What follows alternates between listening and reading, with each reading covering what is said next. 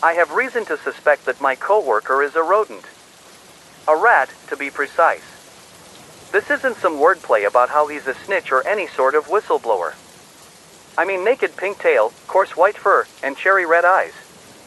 A Ratus norvegicus domestica. Having spent most of my adult years in laboratories for neurological and behavioral research, rats and their behaviors are quite familiar to me. Perhaps even more so than humans. It is my job to spot deviations from how rodents are naturally and how they are in foreign environments. If I couldn't identify a literal rat posing as a human lab assistant, I would have to return my doctorate. The date was February 11th and I was alone in the lab. Blank white walls and sterile air. A needle in one hand and a squirming white mouse in the other. I administered the agent near the abdomen and it soon stopped moving. I let out a shaky breath, disposed of the body, and picked up the next. Quarantine and social restrictions had been intensifying. We put it off for as long as we could, but resources were getting thin. Maintaining our mice and rat colony numbers was no longer an option and neither was bringing in assistants to help lower them. As lab manager, it was up to me and me alone. I culled exactly 147 mice that day. Grab, stab, inject, discard. Squeak, squirm, twitch, limp. A simple procedure and process that should have taken less than 4 hours. I'd started around 8 a.m. It was dark out by the time I finished the job. See, you don't have to be a mouse to understand them. Pain is a language every living thing is fluent in. Theirs may be higher pitched, but nevertheless apparent. For it to be the only sound in that lab was unnerving, to say the least. I admit, I wasn't thinking clearly. But my following actions weren't out of eagerness. The logic was that I'd get it all done now and never think about or repeat this experience ever again. And so around 9 p.m., I went to cull the rats. At least 2 people are needed to euthanize rats. One restrains and the other injects. This was standard procedure and for good reason. But I wasn't in any state to see such reason. Everything felt further away somehow. More numb, more fuzzy. I vaguely recall entering the enclosure room. Before I knew it, I was back in the lab with a rat cage in front of me and nothing to do but to get started. I opened the cage, where the rats were climbing over each other in a frenzy, and I picked up the least skittish one. I held it towards me, belly up, and used my thumb to keep its head from reaching down and dislodging the needle. I failed to consider that it had no issue reaching anywhere else. The needle barely punctured its skin when the rat bit down hard. It tore right through the glove and ripped off what it could, my entire thumbnail. With a shout, I flung the rat onto the table. The white fur around its mouth slowly stained pink with blood as my thumb throbbed and sent jolts of pain with every heartbeat. My entire body went red hot with shock, yet the exposed nail bed felt deathly cold. The rat did not run. It simply held its jagged prize between its teeth and I could only stare as it fumbled with it briefly, then swallowed my fingernail whole. I never considered our rats to be particularly intelligent. It's hard not to, watching them consume tampered foods and drinks day after day. They would devour whatever their lifeless eyes saw, even their own young. Yet, this one's pale red eyes were bright and alert. The hunger there was expected, what was undoubtedly glee was not. I'm not ashamed to say I fainted right then and there. The stress of killing over 100 mice and the shock of having a nail torn out does not make a good combination. When I awoke the next morning, the rat was gone.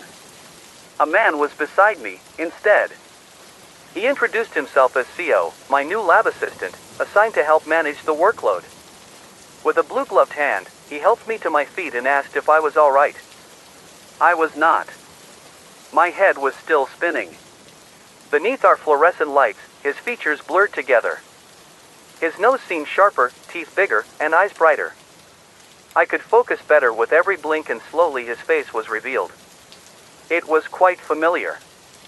There was my mole on his brow. It used to be a mere pimple till I scratched at it too often.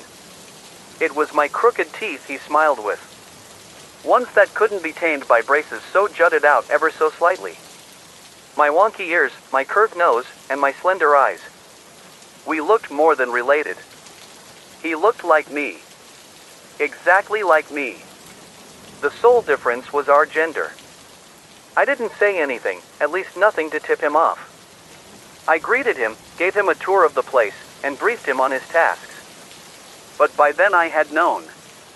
This wasn't a man in front of me. It was the rat. The evidence was clear. The hiring circumstances alone were unusual. I wasn't notified of any new assistant, nor did I request the extra help. With the pandemic, we barely managed to keep on the people we already had. Limited funds were the very reason for culling our animals. We couldn't afford mice. We certainly couldn't afford humans. So what could he be? My grandmother always told me to be careful when discarding nails or hair. Bits of self, she called them. Bits that small creatures could consume. To harm you. To become you. Out of all her superstitions, this was one I could wrap my head around. DNA is a biological blueprint. It didn't seem unfounded that some species might take advantage of that. It wasn't unfounded that a rat could look human. I decided to test my hypothesis. First, I observed Co's natural behaviors. Just how much of his ratish nature peeked through? Over the course of a week, I cataloged his every move and watched for any sign of grinding teeth or bulging eyes, of rat instincts that might translate over to a human body. There were none. I expected as much. He would be careful till he adjusted to this environment. Co was a surprisingly competent assistant. I hardly had to instruct him what to do.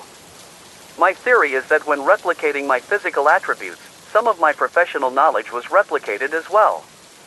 Were he not a rat, I would have gladly kept him on. However, he slowly started to slip up. I caught him without his gloves one day. He kept biting at his nails. Nibbling, then licking the pieces up.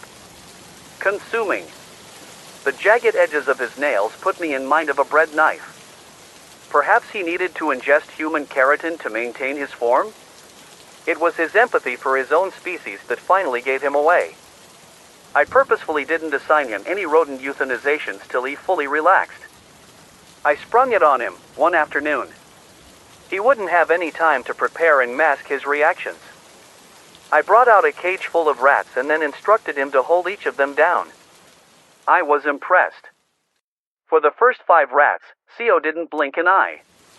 Once again, perhaps my experience was transferred over when he swallowed my nail. I did notice a thin sheen of sweat by the time more than half of the rats in the cage were dead. When his breathing started to become a bit uneven, I claimed that his arms must be getting tired and handed him the syringe. Co had just stared down at the needle.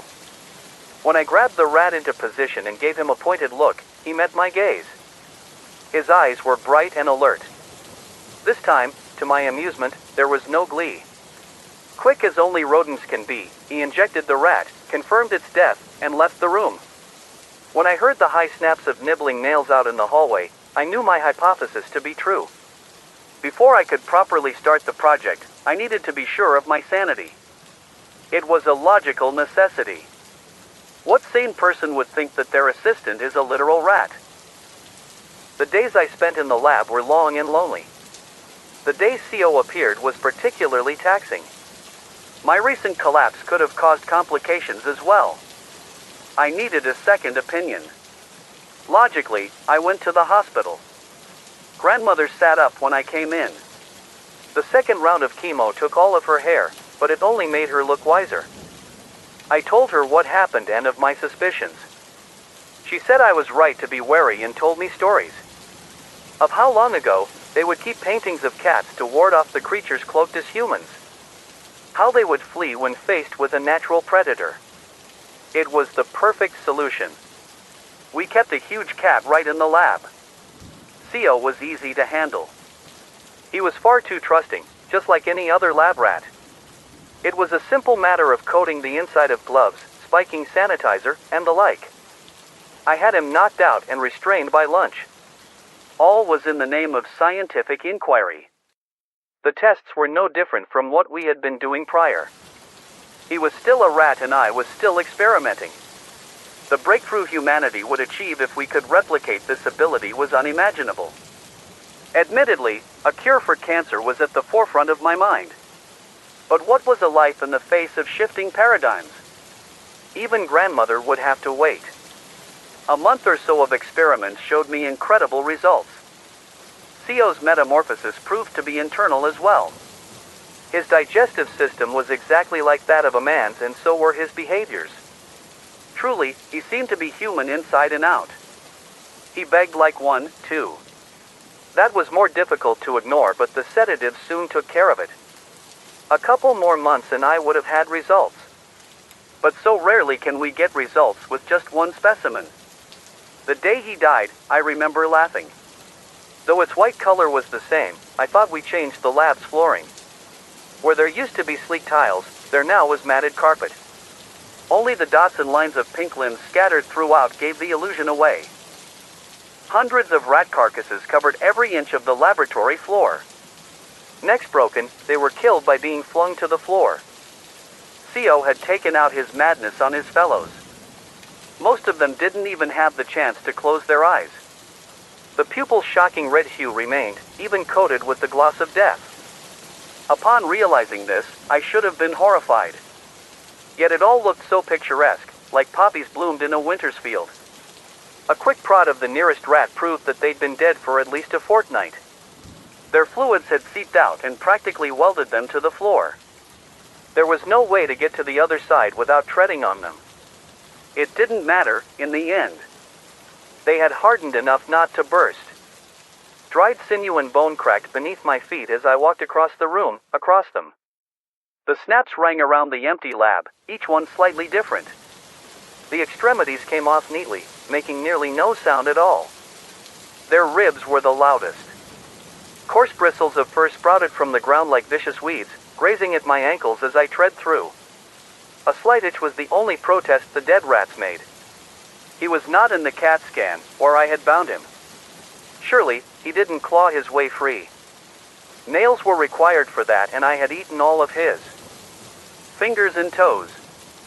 Streaks of dried blood left behind from his naked fingers were evidence of this.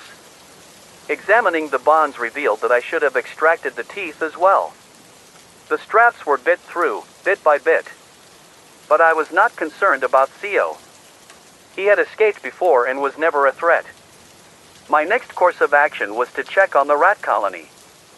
It seemed that most of them were on the floor, but I'd noticed the lack of our smaller specimen. A quick rummage of the cages told me I was not wrong.